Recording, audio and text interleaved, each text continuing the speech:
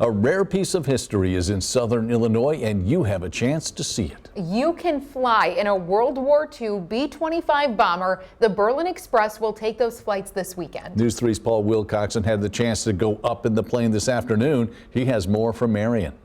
Unique opportunity awaits southern Illinois this weekend as a B-25 bomber, Berlin Express, is currently at Veterans Airport of southern Illinois. It's been a while since World War II, so really there's very few, if any, people still living that actually crewed this aircraft. The Berlin Express never had the chance to see combat. Instead, its work in supporting the war came in training others. This particular aircraft is the same model that the Doolittle raid was done with. It was used on the West Coast as a training aircraft and for hauling, transporting personnel around. Of the more than 9,000 B-25 bombers built during World War II, less than 100 still exist, and even fewer, about 20, still fly, the Berlin Express being one of them. I'm amazed these aircraft were built only 40 years after the Wright brothers flew. On Thursday, I had the amazing opportunity to fly inside the Berlin Express as it circled around the airport. Of course, having never been up in a B-25 bomber, I wasn't sure what to expect. So I went to a World War II veteran, Robert Almenrud, for some advice. What do you think I should expect when I'm up there and everything like that?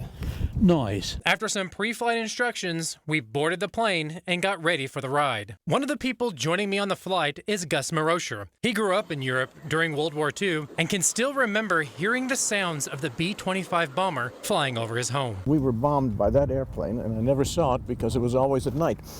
So I wanted to see it today. Even after all these years, talking about his experiences still is an emotional time for Marosher. Overcoming those emotions, Marosher was determined to be on the plane, to ride and remember those men who fought to free his home from the enemy. You see things you can't unsee.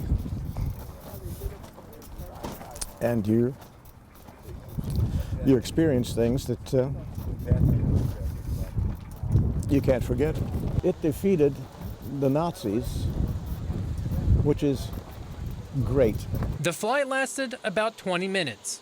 We had the chance to move around to get a small glimpse of what it was like, knowing when the men who fought in World War II did it, it was always a matter of life or death. This is all part of the history of our country. We who served in various branches and in various roles, we had experiences that are a part of history, and we can share those. Reporting in Marion, Paul Wilcoxon, News 3.